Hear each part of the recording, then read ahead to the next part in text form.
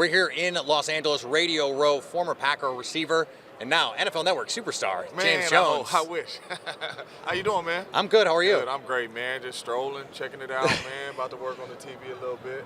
So you were telling me right before we came on that the end of this season hit you really hard. It did, man. I mean, it really was like I was in the locker room playing, man, and I really ain't take too many like that. Like, I took a couple tough losses in Green Bay that it was like, man, we got to start this thing all over. But, I mean, I love Randall so much, man. Obviously, I love A-Rod. I love Tay, man. I love seeing those boys succeed, man. And I just knew it was their year, you know what I mean? And as I'm sitting at home watching it, I knew it was their year. And as that game, started playing out like that, it really hurt me. And this was the first time where I really wish, like, I could have helped. You know what I'm saying? I really wish I could have went out there. Not saying I was super special and I was that guy, but just when you play the game and you sitting on the couch, you're like, dang, man, I can't help my brothers. You like, I really wish I could have helped. And this one really hurt. Like, my wife was like, you straight? Like, you cool? Like, you ain't play?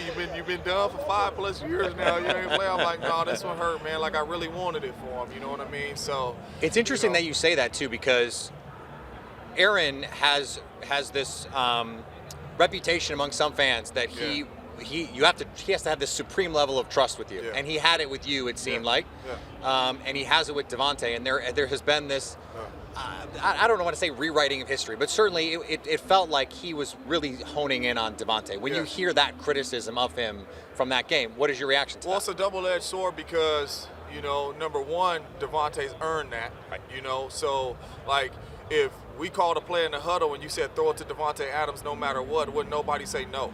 You know what I'm saying? So, it's just that's what he earned from 12. And 12 knows that if Davante has 2, 3, 1, and I give him an opportunity, he's going to make a play. So you can't blame him. Yes, as he watched film, he's like, damn, I wish I could have that throw back. You know what I mean? I coach Little League football. It's so many plays that I wish, like, man, I should have called that. But when you're in the heat of the moment trying to make a play and do that, you're looking for the guy you trust, you know what I'm saying? And at the time, you can't get mad at him. It was Davante Adams, And not saying he doesn't trust Lazar and trust MVS and those guys like that, but at the same time, it's a different trust factor with Davante Adams. So you can't blame him. You wish he would have, like he even said, came back to Lazar, maybe hit him right there, and it's a totally different game. But that's football, man.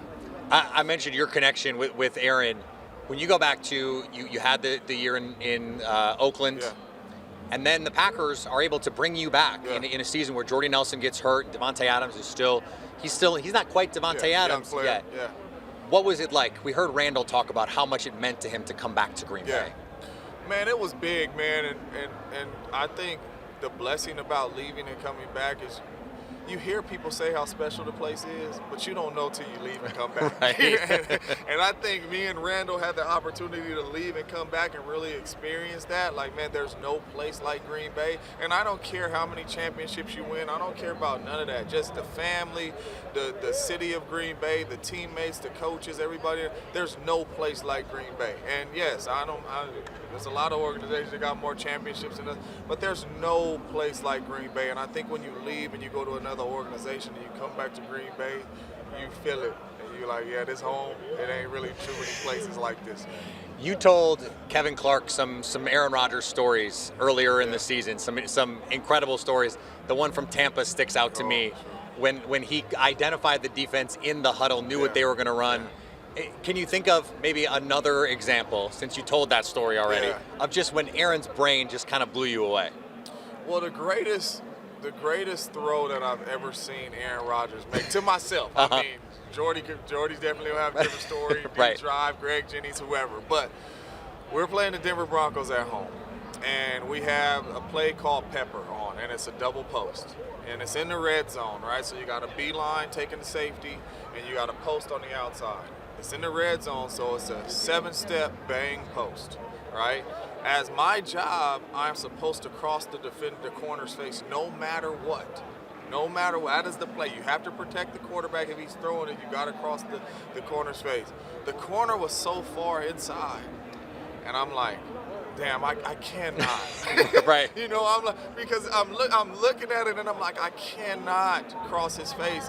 Number one, I'm not gonna get the ball. Number two, my mom and them watching on TV, they gonna be like, my son out there getting jammed up, he can't get open. And I said, I cannot cross his face. So I run my post and I go behind him and I'm like, I am about to get chewed out. You know what I mean? I'm MA, missed assignment. You know what I mean? I'm about to get chewed out. And when I planted to go behind him, this is the defender, and Aaron is where my man is. I don't know if they can see me, but the ball, as I plant, the ball's coming right here behind the defender, and boom, right in my hands. And at that moment, when I caught it, I'm like, this dude's ridiculous. You know what I mean? I'm like, now that is crazy. Like on time, like it coming right when I'm right behind it. I'm like, this dude is crazy. You know, I'm like, there ain't never been nobody like him. And then we get to the sideline, and I'm like, my bad, man. You know, but I'm like, dude, he said, I was praying you did that. Like I was hoping that you went behind him. And right then and there, I said, oh, we locked in. Like we on the same page, man. And it took years to get to that, but I'm like, oh, we on the same page, just locked in. But one of the greatest throws I've seen that looks really simple to people, but you turn on the film and the coaches is like, now that's ridiculous. You know what I'm saying? All right, James, I need you to do me a favor. We're going to finish on this. Turn the cameras off, stop recording. Tell me what's going to happen with Aaron Rodgers. He coming back, man. He has to.